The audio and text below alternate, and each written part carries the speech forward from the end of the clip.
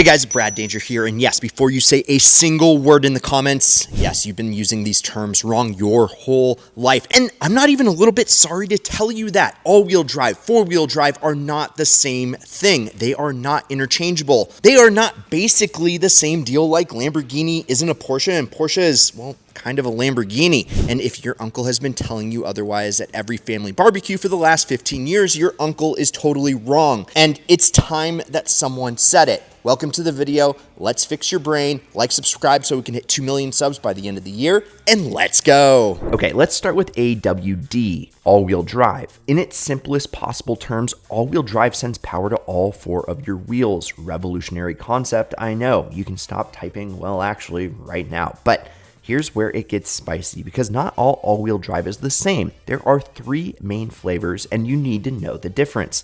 Flavor 1, part-time all-wheel drive, or what I like to call some of the time all-wheel drive. This is what most of you actually have if you bought a crossover in the last 10 years. Under normal conditions, your car is secretly just a front-wheel drive or rear-wheel drive pretending to be sophisticated. Clever little clutch pack quietly monitors what's happening and only shuffles torque to the other axle when it detects slip. Your car is basically an introvert, functioning perfect well alone, but capable of teamwork under pressure. Your fancy Audi Q5 is like 90% front-wheel drive on the highway. I mean, just let that sink in. Then you have flavor 2, full-time all-wheel drive. Now we're talking. Subaru and certain Audis do this. A center differential constantly splits power between both axles all the time, no exceptions.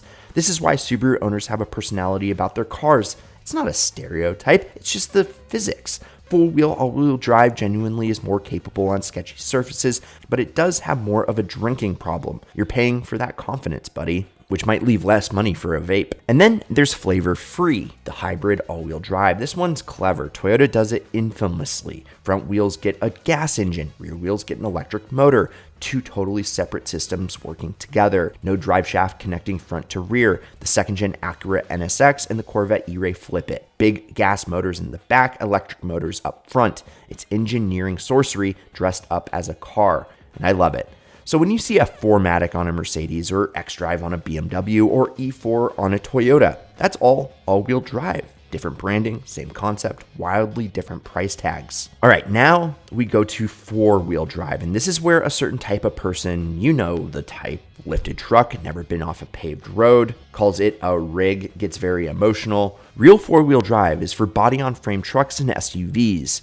Your Ford F-150, your Jeep Wrangler, your Toyota Tacoma, your Land Rover Defender. These are the vehicles built for actual off-road use, not I took the scenic route once off-road, but Moab level. Where is the road off-road? And here's the key difference. Four-wheel drive is manually engaged. You pick up a knob, flip a lever, or push a button, and you decide when four-wheel drive is active. And you've got 3 modes to choose from. 2 high, just regular old rear-wheel drive for normal roads. 4 high, four-wheel drive, high range for slippery or loose surfaces at normal speeds. Then you have 4 low, four-wheel drive, low range for serious crawling, steep terrain, and getting yourself out of that idiotic situation you absolutely knew you were getting into. The magic and also the danger of four-wheel drive is that 4H or 4L. The front and rear drive shafts are locked together. They rotate at exactly the same speed, always. No differentiating, no clever computers deciding what gets power, just brute mechanical force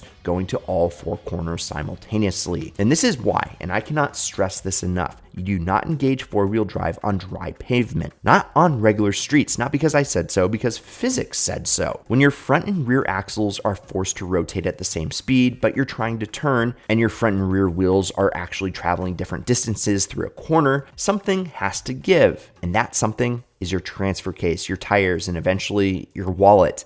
This is called drivetrain binding, and it will ruin your day in ways that are deeply expensive and completely avoidable. All-wheel drive handles all that automatically with differentials. Four-wheel drive doesn't. That's the whole ball game. Okay, now, real quick, you want to do this, I promise. Yes, you are, because there's over $100,000 in cars and cash sitting right here. A turbocharged Supra or a high-revving GT350. Make sure you click the pinned comment and get your 100 free entries while they're still alive. Good skill. Okay, decision time, and I'm gonna be honest with you even if it hurts. If you drive on roads, paved roads, snowy roads, rainy roads, that one gravel road to your cabin, You want all-wheel drive. Full stop. It's automatic. It's seamless. You don't have to think about it, and it handles the kind of traction events that real life actually throws at you. Your daily commute is not Moab, so stop pretending it is. Here's a real scenario that made me laugh out loud. An all-wheel drive crossover that's technically operating in front-wheel drive mode in light snow is still less likely to lose control than a four-wheel drive pickup in rear drive too high, because the crossover's lower, lighter, and more balanced. Your massive lifted F-250 in too high mode in a light snowfall is not the fortress or safety that you think it is. It is a large rear heavy sled, so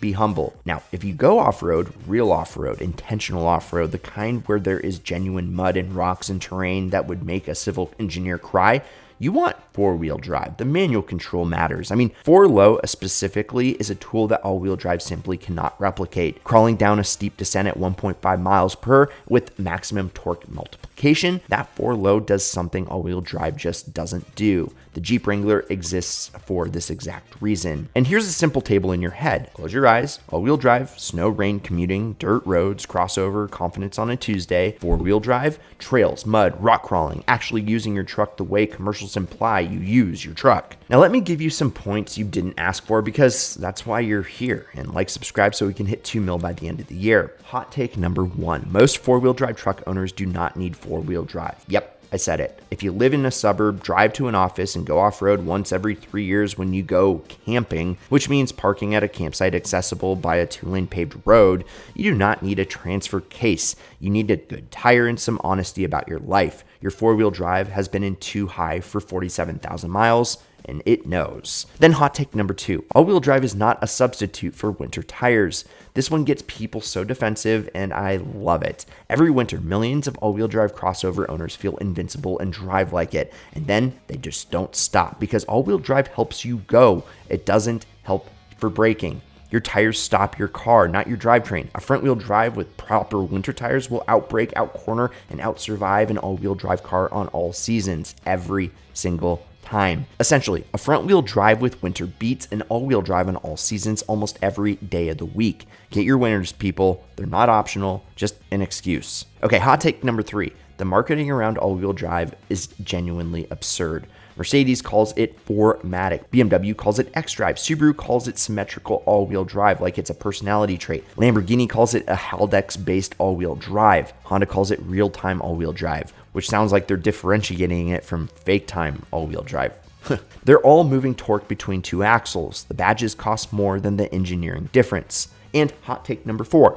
Hybrid all-wheel drive is the most underrated system on the market. The Toyota hybrid setup, gas motor up front, electric motor in the rear, is mechanically brilliant. No drive shaft at all, lower weight, instant torque to the rear in slippery conditions, better fuel economy than a traditional all-wheel drive system. It's not glamorous and it doesn't make a good Instagram caption, but it is genuinely clever. The fact that Toyota doesn't brag about it more is insane to me. Look, here's the real talk before we wrap up. All-wheel drive and four-wheel drive are both tools. Neither one make you a better driver. Neither one makes your car invincible. The most important asset in navigating snow, a dirt road, or simply staying safe on your commute is a cool head and smooth hands behind the wheel. No technology compensates for overconfidence. The people who end up in ditches and snowstorms almost always have all-wheel drive. You know why? Because they thought they didn't need to slow down. Physics doesn't care about your badge. Know what your car has, know what it's for, use it correctly, and for the love of everything, don't run 4 high on a dry interstate because it feels more secure. It doesn't.